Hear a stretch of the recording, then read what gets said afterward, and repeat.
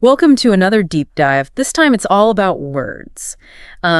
Specifically, how to really boost your English vocabulary, especially in those settings, like academic or professional, where it really matters. Yes, exactly. And lucky for us, we've got excerpts from not one, but two really great sources. We've got English Vocabulary in Use. Oh, a classic. Yeah, it's a classic. And then we also have Cambridge Advanced Learner's Dictionary, just chock full of great stuff. It's a treasure trove of language, really. It is. Think of this deep dive as your shortcut to sounding smarter and communicating with more impact. Yeah, more effectively. Yeah. More effectively, yeah. I love that. Okay, so let's dive right into the first section, academic prowess. Right away, English Vocabulary in Use hits us with some pretty hefty words like rote learning, mnemonics, and dissertation. I mean, these sound like they're straight out of a university lecture hall. They do, yeah. I mean, rote learning, that's classic memorization. Just repetition. Yeah. That classic image of students cramming for a test, just repeating facts over and over. Oh, yeah. Been there, done that, yeah. Yeah. So it can be effective, especially for short-term recall, but does it really lead to deeper understanding? I mean, that's the question. It is the question, yeah. Yeah. I mean, it's a good way to get through a test. Yeah. But whether or not that information sticks with you is another question. Yeah, for sure. Okay, what about mnemonics? Do you have any tips on those? Yeah, so mnemonics, those are those memory tricks that can really make learning stick. Yeah. And I think you can get pretty creative with them. Right. With like acronyms, rhymes, or even visual images. Yeah. For example, if you're trying to remember the order of the planets, Okay. you might use that phrase, "My very educated mother just served us noodles." Ah, yes. Yeah. Each word, right, the first letter corresponds to a planet. It's a really neat trick. And there's actually, a whole science behind how mnemonics work. It really leverages the brain's natural ability to remember patterns. Yeah.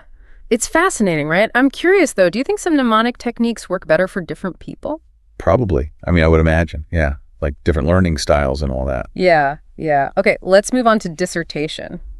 But that word, I don't know, it just carries so much weight. What does it actually entail? Right. Well, a dissertation is a big research project, like a huge paper. Huge. Yeah, usually required for advanced degrees. It's where you really dive deep into a topic you're passionate about.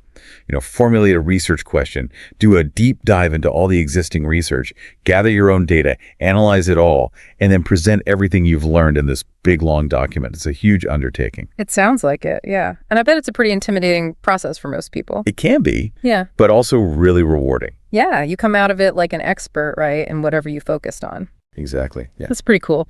Okay, speaking of all this academic work, the book also mentions plagiarism.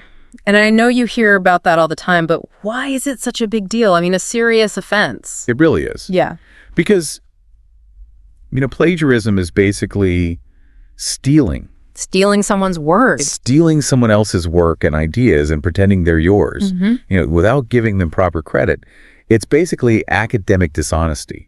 And there can be pretty severe consequences, Yeah. like failing grades, maybe even expulsion in some cases. Yeah. I mean, it seems obvious that you shouldn't plagiarize, but with all the information online, it's so easy to kind of just copy and paste. Yeah, and I think the lines can get blurred. Right.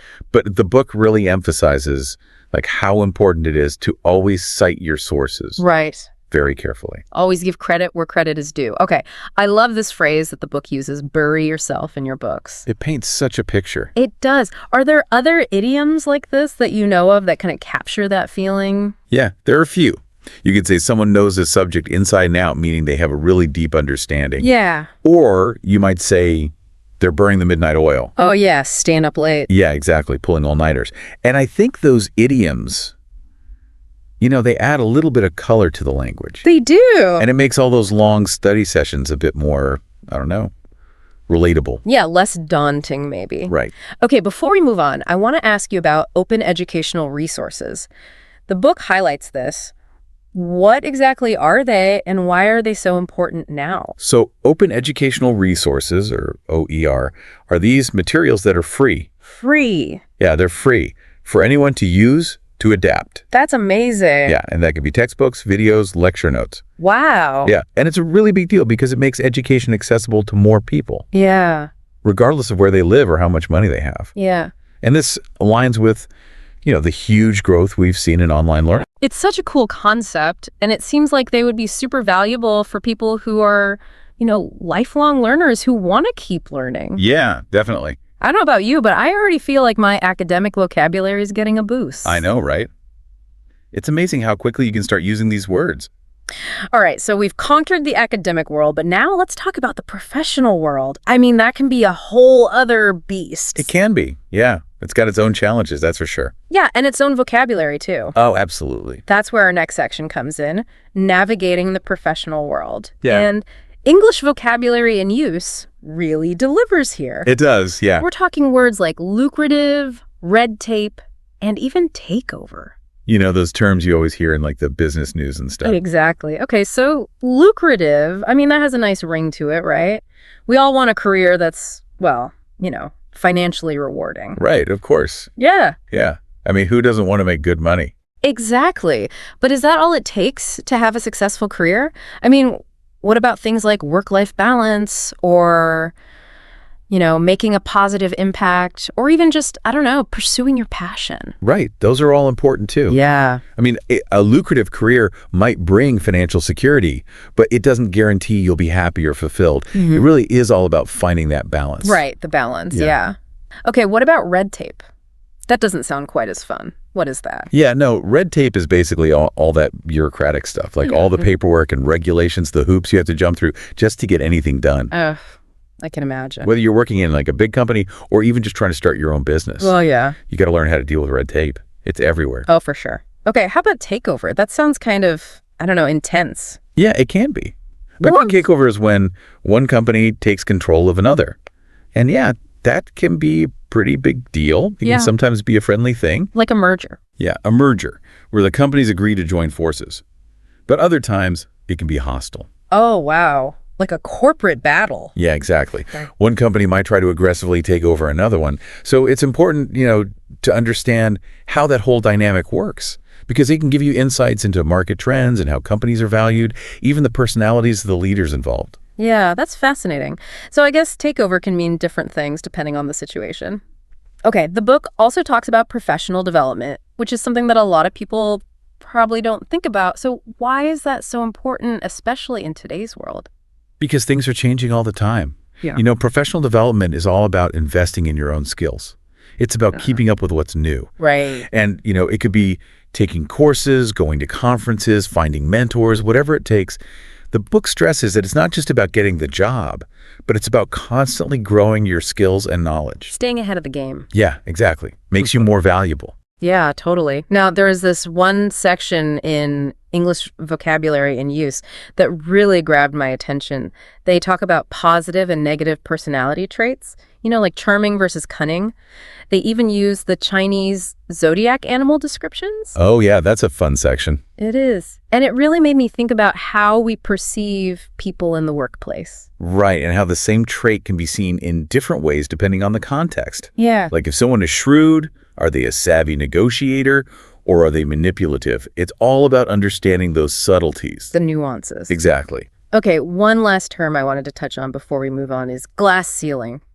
I know, not the most upbeat topic, but an important one nonetheless. Definitely. It's still relevant today, sadly. So remind us, what does glass ceiling refer to exactly? Basically, those invisible barriers that women and minorities often face, when they're trying to climb the corporate ladder. Yeah, to reach leadership positions. Right. It's those systemic issues that are still out there. And it's a good reminder that we still have a lot of work to do, in terms of creating more inclusive and equitable workplaces. Absolutely. We all need to do our part. For sure.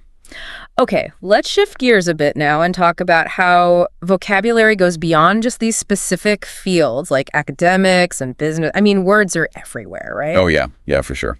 And I feel like, vocabulary is so important. It's almost like having, like a set of tools to describe everything around us. I like that, yeah. Like from, how someone looks to like really complex social issues or even the latest tech gadgets. Mm-hmm. And both of our sources today, English Vocabulary in Use and Cambridge Advanced Learners Dictionary, really hit on that. Right. It's about being a well-rounded communicator, someone who can, really engage in all kinds of conversations about all kinds of topics. I agree. Think about it. Being able to describe a piece of art using just the right words, or to talk about, I don't know, a complicated social issue with real nuance and clarity. I mean, that's powerful. That is powerful. Yeah, and it's almost like, I don't know, like having more colors to paint with, in your language. Totally, yeah. Okay, so give us some examples. Like, what kind of words are we talking about here? Like, beyond the academic stuff and the business stuff we already covered. Well, let's start with describing people, their appearance. Okay. So we have words like scrawny. It kind of paints Yeah. a picture of someone who's really thin, almost too thin, like gaunt. Okay. Or gangling. Yeah. That's often used to describe someone tall and kind of lanky, moves awkwardly. Yeah, I get that. And then there's unkempt. That suggests someone's a bit messy, maybe untidy. Right. Not well put together. Exactly. Yeah. But then we also have words like slender, which is a much more positive way to describe someone thin. It's elegant. Right. It has a more, I don't know, graceful connotation. Yeah. I love how those words, just instantly create these images in my head. Right. Okay, so the book also talks about metaphors, which are those figures of speech that kind of add these layers of meaning. Yeah, they're so powerful. Do you have any favorite examples from the book? Oh, yeah. There's this one, the roof fell in on my world. Yeah. It's such a strong image, right? Wow. It really captures that feeling of like sudden and like devastating change. It does. Complete upheaval. Yeah. And then there's another one, a rash of burglaries. Oh, a rash. Yeah, using rash, which we usually think of as a skin irritation, to describe something unpleasant happening all of a sudden. Yeah. It makes you think. It does, and it makes it more vivid. It's not just a bunch of burglaries, it's a rash of burglaries. Exactly. Okay, so we can't forget about technology, right? Especially since this is all about lifelong learning. I saw words like geek, gadget freak, and download a gaming app. I mean, technology has its own language. It totally does. It's almost like a whole separate vocabulary. It is. But, it's become such a big part of our lives, it makes sense. Yeah. Like even the word geek has changed. It used to be kind of an insult, but now it's almost like a badge of honor. Yeah, it's like you're passionate about something, Exactly. You're an expert. Yeah. And then you have gadget freak, someone who's just all about the latest and greatest technology, always excited about the new stuff. Okay, I'll admit, I might be a bit of a gadget freak myself. I think we all are a little bit. Yeah, it's just there's so much cool stuff coming out all the time. I know. But it's interesting, right, how quickly these tech terms just become part of, how we talk every day. They do. It makes you wonder what new words we're going to have in a few years, as technology keeps advancing. Right. It's really amazing to think about. Wow, I'm feeling so inspired by all the vocabulary we've gone over today. It really feels like, I don't know, we've unlocked this whole new level of communication.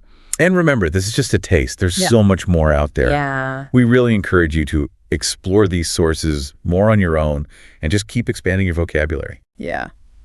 Okay, let's do a quick recap just so everyone remembers the key takeaways here. We covered those big, powerful academic terms like plagiarism and dissertation.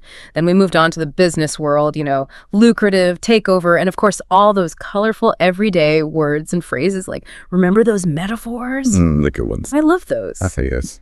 But the journey doesn't end here, right? No, definitely not. Keep learning, keep exploring, and most importantly, keep those vocabularies growing. Yes.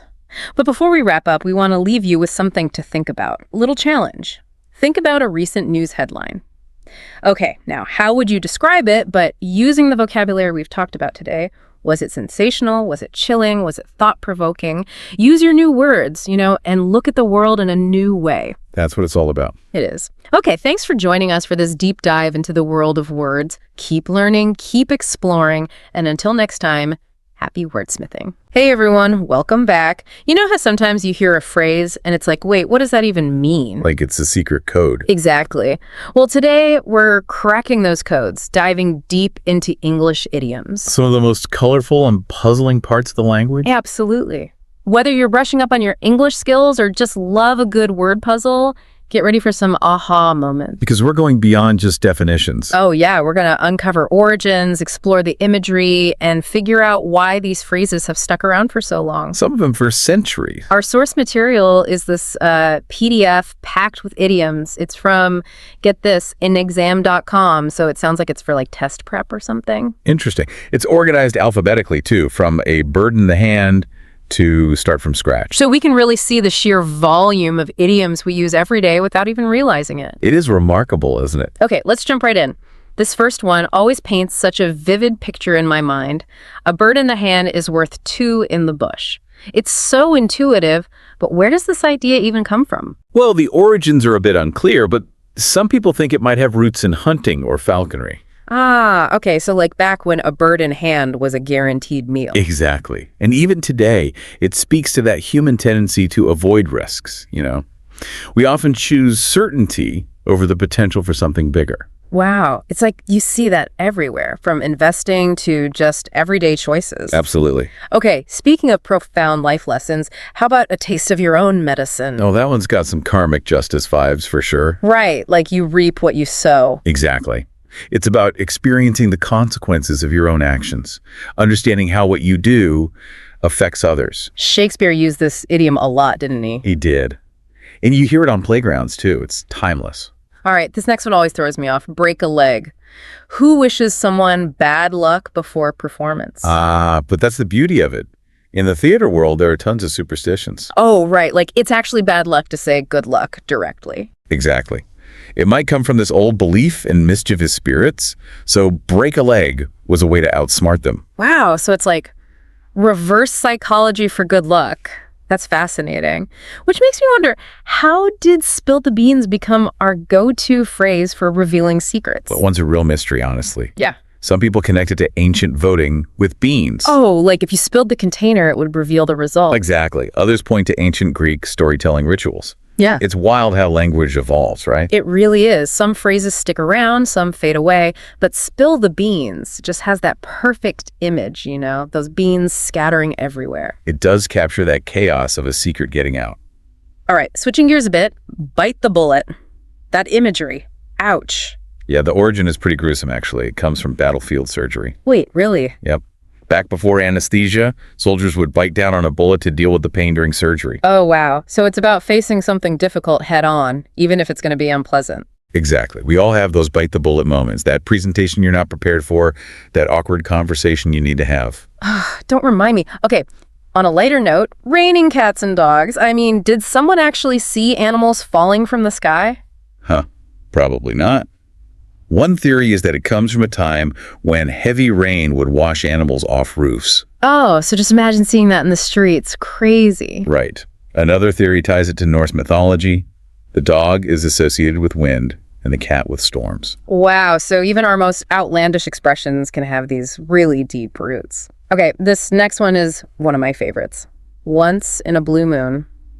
So poetic, and it's scientifically accurate too. It really is beautiful. It refers to that rare second full moon you get in a single month. So it's not just a figure of speech, there's an actual astronomical phenomenon behind it. Exactly. All right, last one before we take break. Don't look a gift horse in the mouth. What's the deal with horses and gifts? Well, back in the day, looking at a horse's teeth was how you'd tell its age and health. Oh, so it was like a way to determine its value. Exactly. So the idiom is warning against being too critical or questioning the value of a gift. It's like just appreciate the thought behind it, right? Exactly. Be grateful, focus on the gesture, not on inspecting every detail. It ties back to that risk versus reward idea we talked about earlier. Sometimes accepting a gift, even if it's not perfect, can lead to great things. That's a really good point. It seems like so many of these idioms, even the ones about animals and weather, are really about human relationships and experiences. Absolutely. They're packed with wisdom. And we've only just scratched the surface. There are so many more to explore. A whole world of them. Okay, we're back and ready to uncover even more of these linguistic treasures. We've talked about animals, weather, even a bit of astronomy with those blue moons. What other areas of life do these idioms capture? Well, how about we look at some idioms about personal traits and social dynamics. There are some real gems in here that touch on those themes. For instance, can't cut the mustard. Have you ever heard that one? I have. It's definitely a unique way to say someone isn't quite measuring up. It does make you wonder, why mustard? Was there some kind of ancient mustard cutting competition we don't know about? That's the thing about idioms, right? They leave us guessing about where they came from. In this case, the exact origin is still debated. Some people say it's about the difficulty of cutting through really thick mustard. Oh, so implying a lack of strength or ability? Exactly. Others connect it to a corruption of cut the muster, like a military term for passing inspection. Interesting. So whether it's physical strength or more of a metaphorical ability, it means not quite meeting the standard. Okay, this next one always makes me laugh. Cast iron stomach. It just conjures up this image of someone who can eat anything. It's a perfect example of how idioms use such a vivid imagery, right?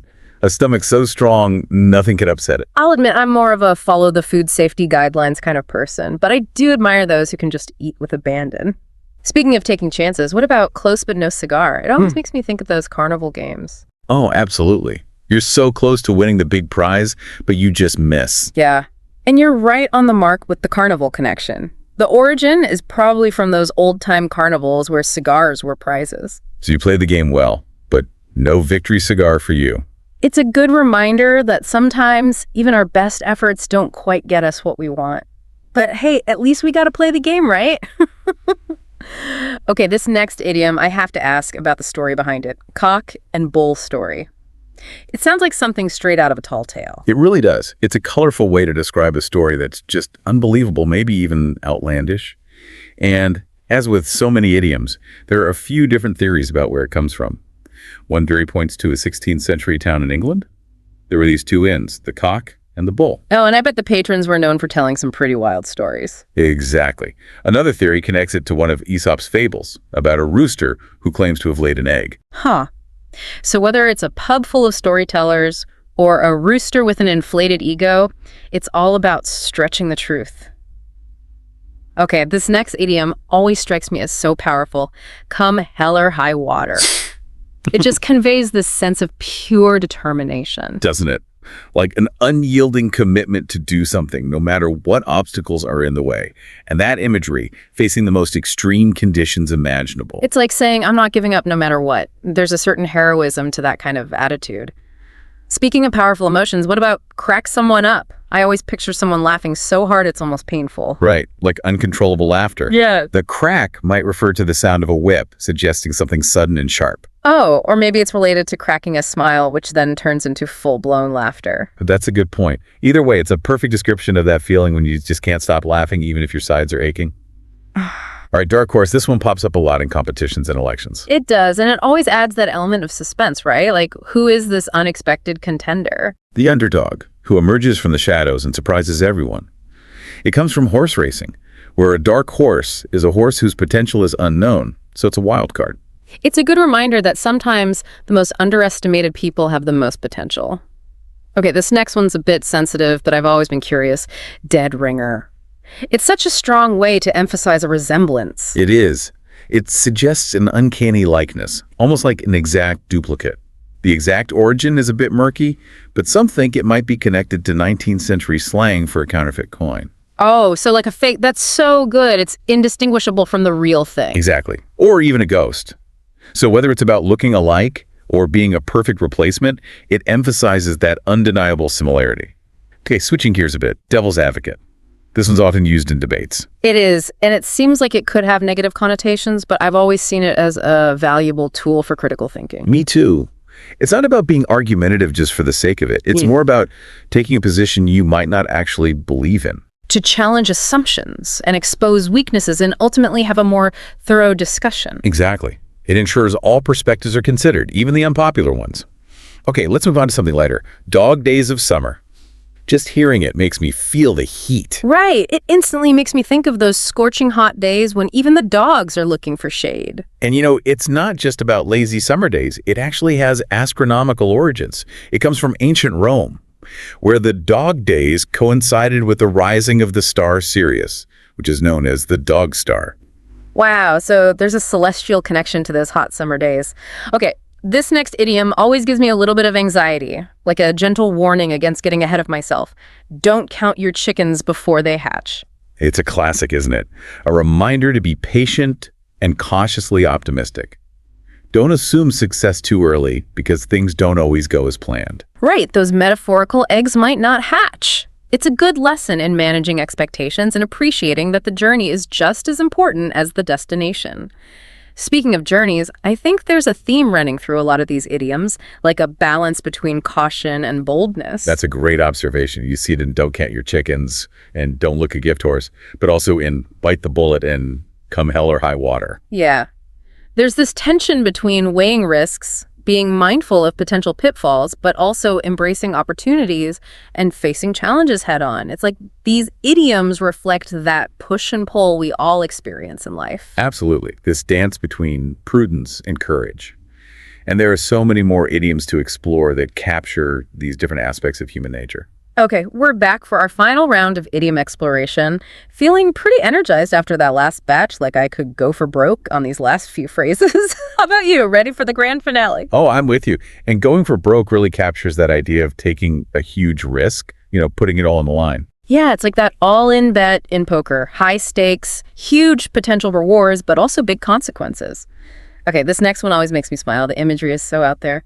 Go out on a limb. I mean, is anyone actually climbing trees when they say this? Probably not literally, but it does convey that feeling of putting yourself in a vulnerable position, like you could fall. Right. It's like saying, I'm going to stick my neck out for this, even if it means I could face criticism or even fail. Okay, how about go the extra mile?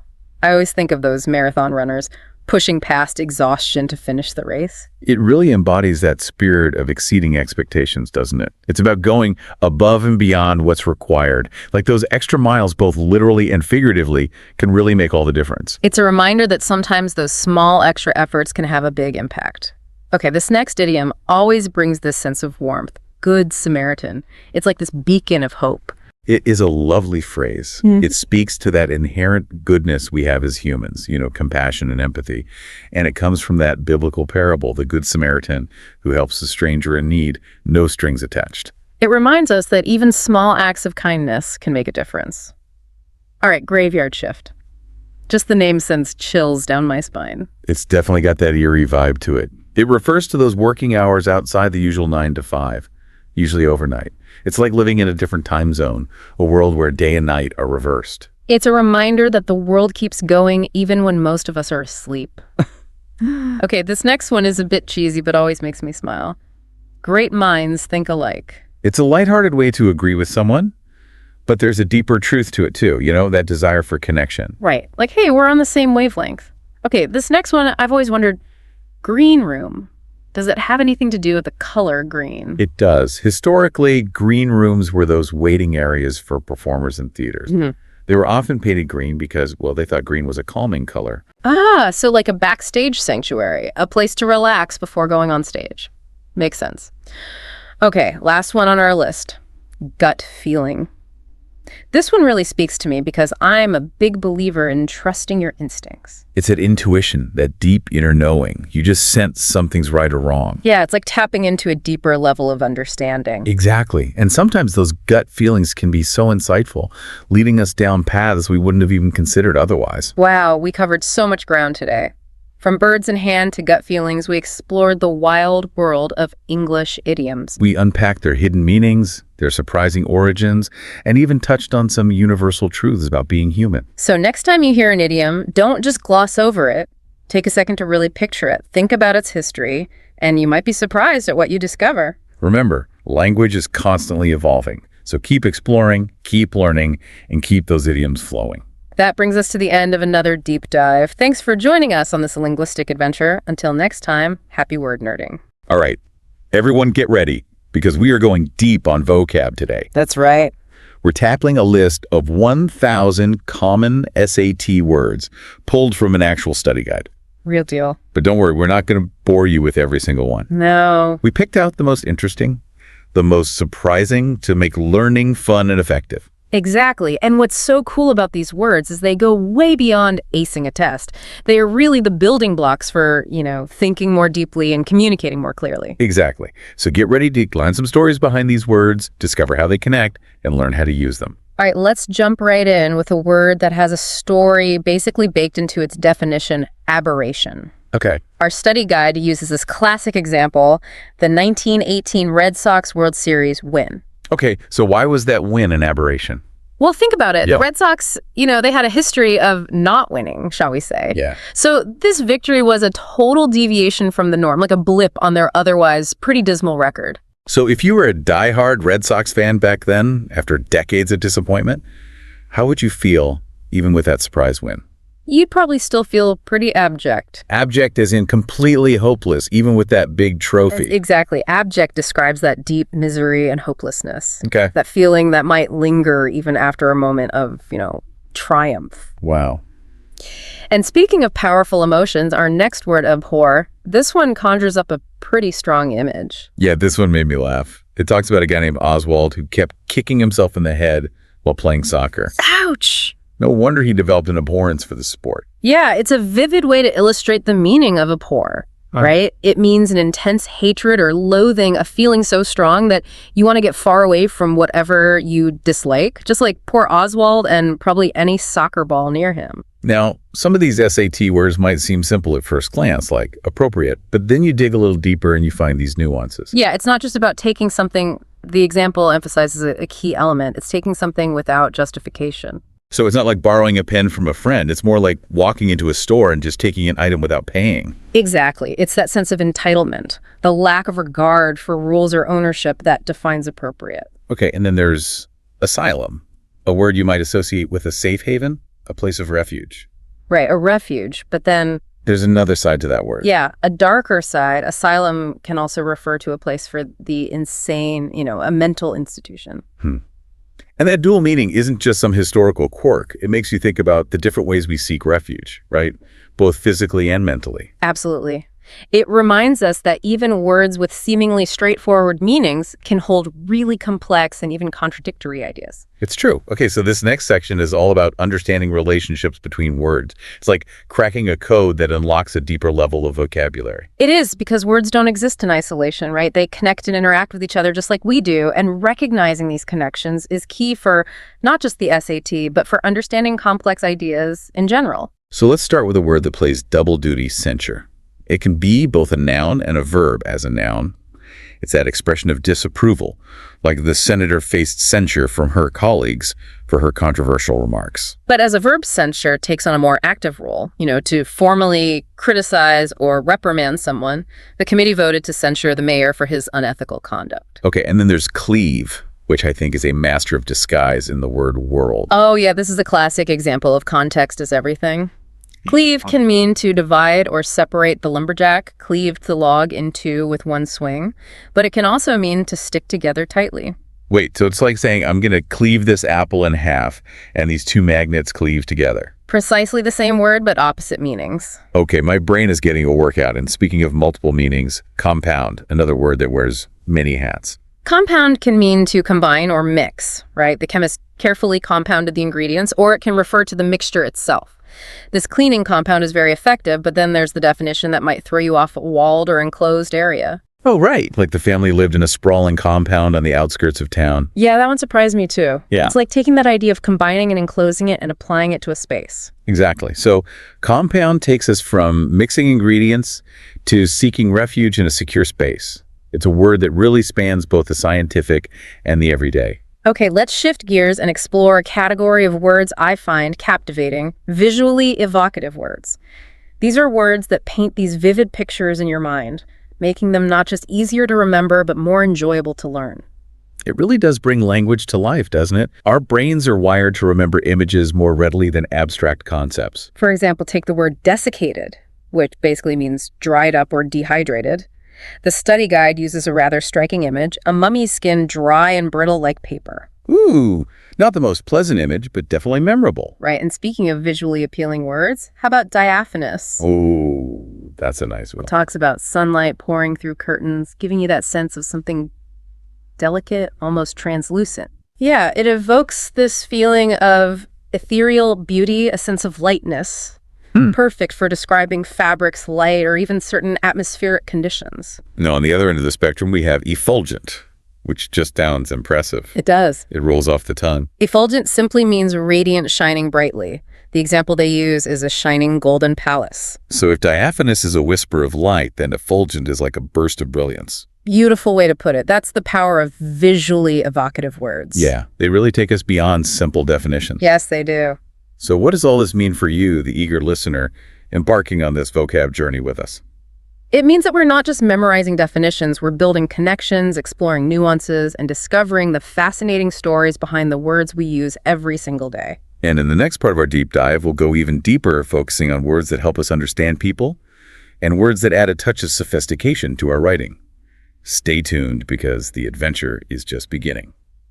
Welcome back, word explorers. Are you ready to unlock another level of vocab mastery? I hope you've stretched your mental muscles, because we're going to dive into some words that are all about understanding people. You know, those tricky, fascinating creatures. Okay, so we're moving from words that paint pictures to words that decode personalities. Give me a word that will help me understand those enigmatic individuals. How about iconoclast? This Right. word describes someone who challenges widely held beliefs or institutions. Oh, They're not just rebels, they're driven by a deep conviction to expose flaws in conventional thinking. so it's not about breaking the rules for the sake of it, but about questioning the foundation of those rules. Exactly. Think of someone like Galileo, who dared to challenge the geocentric model of the universe. He was an iconoclast in the truest sense. Or in our time, you might think of figures like Elon Musk or Greta Thunberg. So iconoclasts can be historical figures, and those shaping our world today. What other words can help us navigate the human landscape? Let's talk about maverick, a word that embodies independence and self-reliance. Imagine someone forging their own path, even if it goes against the grain. They might be seen as eccentric, maybe rebellious, but they're driven by their own internal compass. It makes me think of entrepreneurs who ignore the naysayers and build their own empires. Precisely, mavericks often see the world differently, and they're not afraid to act on their unique perspective.